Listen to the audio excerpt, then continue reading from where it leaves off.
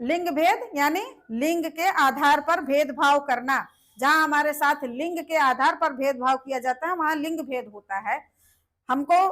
हमें पता नहीं चलता है कि हमारे साथ लिंग भेद कहाँ हो रहा है। हमको शिक्षा तो मिल रही है, बच्चों को एक साथ भेज दिया जा रहा है स्कूल, तो बच्चे सोच रहे हैं हमारे साथ लिंग भेद नहीं किया जा रहा है। हमको जो है लड़के लड़कियों के एक साथ वही खाना खिलाया जा रहा है, तो तब भी हमको नहीं पता चल रहा है। लेकिन क्या है, सबसे ज्यादा डिफिकल्ट स्थिति यहाँ है कि जब शादी करना होता है तो हम तो लड़का सर्विस वाला खोजते हैं, लेकिन कभी ये नहीं सोचते हैं कि लड़की सर्विस पा जाएगी तब हम शादी करेंगे।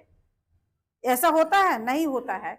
जब लड़की सर्विस नहीं कर रही है, लड़की अपना पेट नहीं भर सकती है, तो वहां लेकिन हम लड़के के लिए क्या करते हैं, लड़के के लिए ये टारगेट रखते हैं ना कि जब हम जो है वो सर्विस पा जाएंगे तब शादी करेंगे। तो आपके अंदर पावर कहाँ है? आप तो कुछ कर ही नहीं रही है ना, पावर तो उस लड़के के पास आ गई है ना।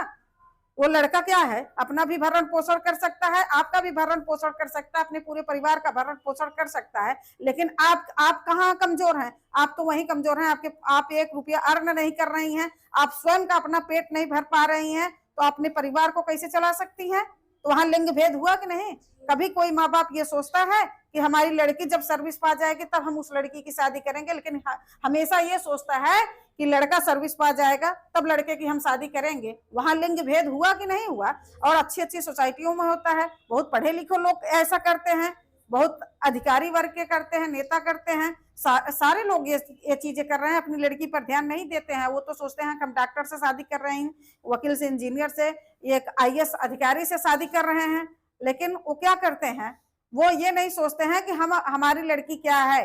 अब पावर तो उसके हाथ में है, वो चाहे घुट घुट के मरे चाहे जो करे। अब लड़का अपनी मर्जी से कहीं उठ रहा है, कहीं बैठ रहा है, कहीं उसका अफेयर है। लड़की आपकी क्या है, मेंटली टॉर्चर हो रही है, मेंटली टॉर्चर हो रही है। वो कहाँ जाएगी, क्या करेगी? उस लड़के के साथ उसकी मजबूरी है रहना, क्योंकि उसके ऊपर डिपेंड है, उसका वो खुद अपना भरण पोषण कर नहीं सकती है। तो यहाँ तो बहुत ज्यादा लिंग भेद हो रहा है। तो हमको करना क्या है?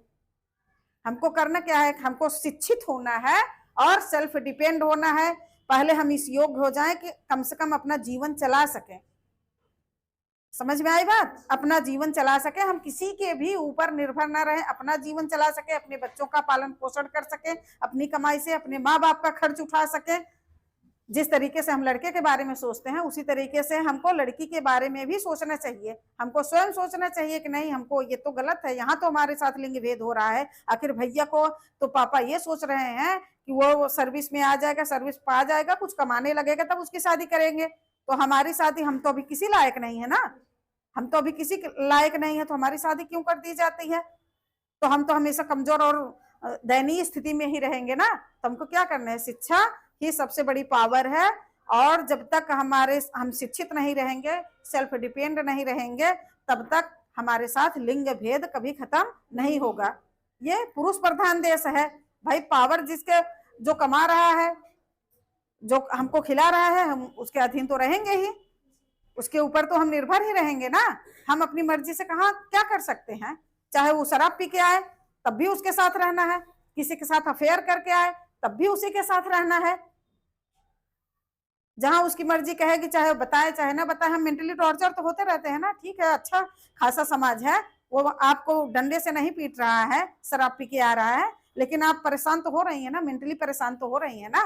परेशान तो परेशान ही, चाहे आप फिजिकली परेशान हो चाहे मेंटली परेशान हो। तो आप जब किसी के ऊपर निर्भर रहेंगे तो जैसा नचाएगा वैसे आपको रहना पड़ेगा।